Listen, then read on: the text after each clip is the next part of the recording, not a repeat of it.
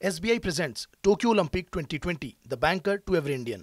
देखिए, पहले इस थ्रो पे बात करते, मैंने यही कहा, आप लोग सब ने देखा अभी कि किस तरह से वो गिरे, थ्रो उनके पीछे जा रहा है, अपोजिट डायरेक्शन में जा रहा है, वो मुड़े, उन्होंने देखा भी नहीं कि थ्रो कहां गया है, उन्होंने रिलीज जो किया था उससे उनको समझ में आ गया कि ये मेरा मेडल पक्का हो गया है। और ये जो उन्होंने वेव किया, हाथ, अपनी उंगली दिखाई, वो उनकी सफलता की, इतिहास रचने की उंगली थी। तो ये हो गया मेडल नंबर 1। आप मीराबाई चानू को सोचिए, वो पिछले ओलंपिक्स में वो फिनिश नहीं कर पाई थी, तो उनके नाम के आगे लिखा हुआ था DNF, डिड नॉट फिनिश। ये जो डिड नॉट फिनिश था, उसका जो गुस्सा था, वो कहती हैं कि मुझे हमेशा जीवन भर सालता रहता कि मैं प्रतियोगिता को पूरा नहीं कर पाई, वो मेडल लेकर आई। पीवी सिंधु की कामयाबी सोचिए, सिल्वर मेडल जीत चुकी थी रियो में, लेकिन उसके बाद 4 साल तक फिर अपने आप को मोटिवेट किया, भारत की दूसरी ऐसी एथलीट बन गई जिनके पास 2 ओलंपिक मेडल है, पहले सुशील कुमार और अब पीवी सिंधु। बजरंग पूनिया आप सोचकर देखिए, गोल्ड मेडल के दावेदार थे, दावा कमजोर हुआ वहां पर, चूके, लेकिन फिर उन्होंने कहा कि नहीं, मेडल तो चाहिए ही चाहिए। लवलीना बोरगोहेन के बारे में सोचिए, मैरी कॉम 6 बार की वर्ल्ड चैंपियन है, वो चूक गई, लेकिन लवलीना ने कहा कि नहीं, महिला बॉक्सिंग ऐसे खाली हाथ नहीं जाएगा, यहां से महिला बॉक्सर्स अगर आए हैं तो वो मेडल लेकर जाएंगे। तो ये रवि दहिया का सोचिए, सबकी निगाहें थी बजरंग पूनिया पे, रवि दहिया ने बिल्कुल उसका फायदा उठाया और वो सिल्वर मेडल तक पहुंच गए।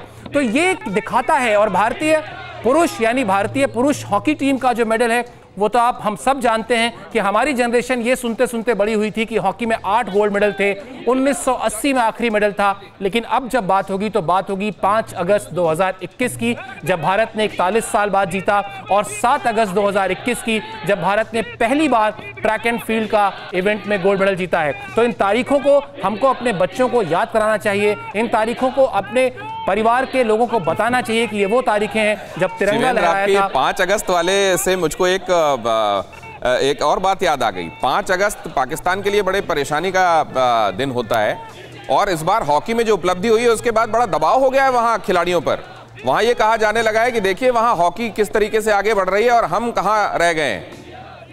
बिल्कुल, और अब मेरे ख्याल से कंपैरिजन जैसी स्थिति रह नहीं गई है। एक समय था जब जिस तरह से भारतीय हॉकी स्ट्रांग थी, वैसे ही हॉकी स्ट्रांग थी पाकिस्तान की भी। मुझे याद है, हम लोग कमेंट्री सुनते थे, देखते तो नहीं थे, मैच देख नहीं पाते थे, बल्कि कहना चाहिए गोल्स ऐसे होते थे। दिनेश, अगर मैं थोड़ा सा उसको फील कराने के लिए आपको कोशिश करूं तो गोल का मूव बनता था और कमेंटेटर ऐसे बोलता था, शाहिद शाहिद शाहिद शाहिद शाहिद शाहिद शाहिद शाहिद शाहिद शाहिद गोल। और वैसे ही पाकिस्तान में होता था, हसन सरदार हसन सरदार हसन सरदार हसन सरदार हसन सरदार हसन सरदार और गोल। तो वो एक समय था जब भारत की हॉकी और पाकिस्तान की हॉकी में एक बहुत जबरदस्त प्रतिस्पर्धा रहती थी।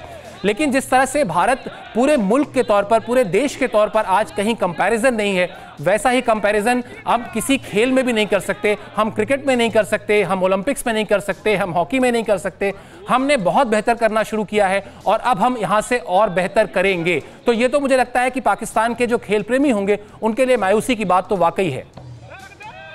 पाकिस्तान के खेल प्रेमियों के लिए मायूसी की बात, लेकिन क्या करें, वहाँ अब जिस तरफ आपके प्रयास होंगे, जैसी आपकी कोशिशें होंगी, जिस दिशा में होंगी, उस तरफ आप आगे बढ़ेंगे।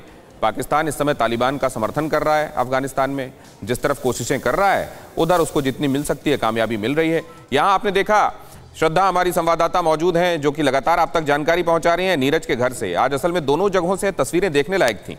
बजरंग पूनिया के घर में महसूस करने वाली वो बात थी कि पिता ने सुबह जब बात की तो कहा कि मेरा बच्चा आज खिला हुआ दिखाई दे रहा था और वो तो मेडल लेकर आएगा। अब देखिए कितनी बड़ी बात कह दी उन्होंने। अगर वो मेडल नहीं आए, क्योंकि कोई एक छोटे से परफॉर्मेंस में कहीं कोई एक दिक्कत आए और मेडल रह जाता है, ये तो आप जानते हैं, फ्रैक्शन से मेडल रह जाता है। और वहां अगर ऐसा होता तो वही पिता क्या कह रहा होता शाम को, ये भी एक बड़ी बात है। लेकिन पिता ने कह दिया था, और वो कह दिया था क्यों? क्योंकि उसने बेटे का चेहरा सुबह वीडियो कॉल में देखा था और ये तय हो गया था कि वो जिस तरीके से दिखाई दे रहा है, जिस कॉन्फिडेंस में है, वो कर डालेगा, और ये हो गया। दूसरी तरफ श्रद्धा जहां से आप तक जानकारी पहुंचा रही है, नीरज के घर के बाहर एक बड़े स्क्रीन में पूरा मोहल्ला, पूरे आसपास के लोग जुटे हुए थे, और इसीलिए जुटे हुए थे कि उनको मालूम था कि आज इतिहास रचा जाना है, तो कम से कम इसके हम साक्षी बन जाएं। ये कॉन्फिडेंस तब पैदा होता है जब परफॉर्मेंस और मेहनत उस लेवल की होती है कि लोगों को यकीन होने लगे, आपके अलावा लोग ये कहने लगे कि अब तो ये होने वाला है।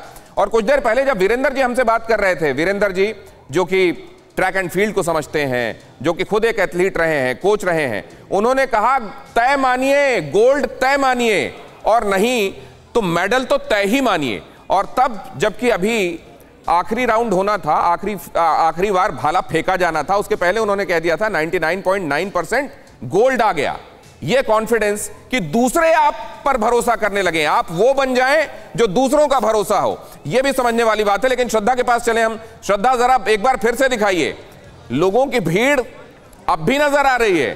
बिल्कुल। कब तक बने रहने का इरादा है यहाँ लोगों का? बिल्कुल, लोगों की भीड़ बिल्कुल ये जब तक बने रहेंगे, जब तक नीरज वापस घर नहीं आ जाता। और उसके स्वागत की जो तैयारियां ये लोग करने लग गए हैं, वो आप यहाँ पर देख सकते हैं। यहाँ पर लगातार आप ये देखिए, यहाँ पर भीड़ आप ये देख रहे हैं, ये घर के बाहर की बालकनी है और यहाँ पर उनके दादाजी बैठे हुए हैं। लगातार यहाँ पर हमने उनसे भी बात की थी और दादाजी ने कहा कि जब पोता इस तरीके से खुशी लेकर आता है तो और जो गर्व से जो सीना है वो चौड़ा हो जाता है। और लगातार आप यहाँ पे देखेंगे, जो इनके दोस्त हैं, जो गाँव के लोग हैं, लगातार यहाँ पर भीड़ बढ़ती जा रही है। आप यहाँ पर तस्वीरों में साफ देख सकते हैं, अंदर भी लोग मौजूद हैं उनके घर पर। लगातार ये सिलसिला चल रहा है। और एक बार जरूर, क्योंकि यहाँ पर जब हम मैच देख रहे थे तो बार बार ये लोग कह रहे थे कि चक दे इंडिया, चक दे इंडिया। और यही लोग हैं, ये एक बार जरूर मैं इनसे सुनना चाहूंगी। एक बार जिस तरीके से आप मैच चल रहा था कह रहे थे चक दे इंडिया, जरा फिर से कहेंगे वो चक दे इंडिया? चक दे इंडिया, चक दे नीरज इंडिया।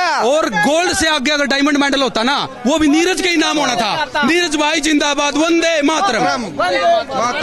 तक आप इस तरीके से हम देख रहे हैं और ये जश्न और क्या क्या तैयारियां करेंगे? तैयारियां जी, अपने भाई की पूरी holding posting, full holder poster खूब लगाने हैं। पूरी पार्टी होनी है, हमारे देश का नाम ऊंचा होया, हमारे पानीपत हरियाणा का नाम ऊंचा होया। हम इसके लिए खूब पार्टी और नाचना गाना चलेगा जी पूरा।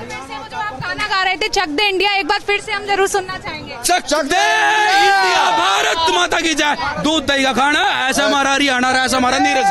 देखिए, ये कह रहे हैं दूध दही खाना और ऐसे हमारा हरियाणा और ऐसे ही हमारा जो नीरज है, उसकी जो परफॉर्मेंस आज देखिए बिल्कुल वैसी ही परफॉर्मेंस थी। और लगातार हम उनके घर के बाहर से आपको तस्वीरें दिनेश दिखा रहे हैं। लगातार यहाँ पर जो लोग हैं उनकी भीड़ बढ़ती जा रही है। फोन उनके फादर को आ रहे हैं, उनके फादर कह रहे हैं कि ये जो पल है, ये जो क्षण है, और हमने इतनी मेहनत करी नीरज को वहां तक पहुंचाने के लिए। नीरज ने जो संघर्ष किया, आज उस संघर्ष की सफलता हमें मिली है। और ये जो सफलता है, वो संघर्ष के वक्त जो हम तकलीफें झेलते हैं, वो सारी तकलीफें आज हमारी कम हो गई। क्योंकि जिस तरीके से नीरज ने आज नाम ऊपर किया है, मेडल लेकर के आए हैं। और लगातार मैं आपको गली जरूर दिखा, हाँ प्लीज दिखाइए वो गली दिखाइए।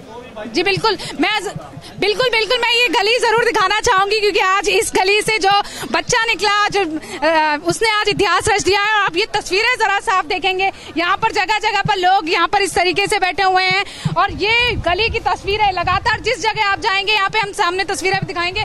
क्या आप लोग क्या कहेंगे इस जीत को लेकर के, आप क्या कहेंगे? कहने का तो आज बस इतना खुशी है, बहुत ज्यादा। पूरी दुनिया को, अपने देश को गर्व है, इसने नीरज जी ने आज जो इतिहास रचा है। बहुत बहुत खुशी है। आप सभी को इसकी बधाई, बहुत बहुत बधाई। बहुत बहुत बधाई। आप क्या कहेंगे? लगातार जिस तरीके से हम देखते थे यहाँ पर बच्चे को मेहनत करते हुए, उसका संघर्ष, क्या कुछ आप हमारे देश को हमसे बताना चाहेंगे? सभी को बधाई, सभी को बधाई। यहाँ पर ये एक चीज है, जैसे हरियाणा का हम देखते हैं दिनेश कल्चर होता है कि लेकिन आपने बहुत कमाल की मेहनत की। यहाँ पर आप देखेंगे थोड़ी थोड़ी दूरी, उन सब के बीच से न सिर्फ उनकी बातें हम तक पहुंचाई, बल्कि जब शोर शराबा चल रहा था तब भी आपने वो बातें हम तक लगातार पहुंचाई। और आपने कहा कि जश्न तब तक चलेगा जब तक नीरज घर नहीं आ जाता। एक्चुअली नीरज घर नहीं आ जाते हैं हमारे लिए, लेकिन क्योंकि आप उनके परिवार वालों से बात कर रही थी और उनके लिए नीरज जब तक घर नहीं आ जाता तब तक यही संबोधन होने वाला था। और मैं समझता हूं वो संबोधन इतने बार आपने सुना कि वो गूंज रहा होगा दिमाग में। बहुत शुक्रिया श्रद्धा, आपने कमाल की जानकारी और लोगों के हाव भाव हम तक पहुंचाए। शिवेंद्र, इससे पहले कि मैं इसको समाप्त करूं, एक बार फिर से, अब ये कहते हैं इसकी कोई पैमाइश नहीं है, आप शब्दों में नहीं बांध सकते। अगर आपको 2 लाइन में इस उपलब्धि को बोलना हो, आप क्या कहेंगे? एक लाइन, सिर्फ एक लाइन। अरे वाह, एक और ये जो गली अभी हमने घूमी है ना, ये इस देश के एथलीटों के लिए मंदिर से कम नहीं है।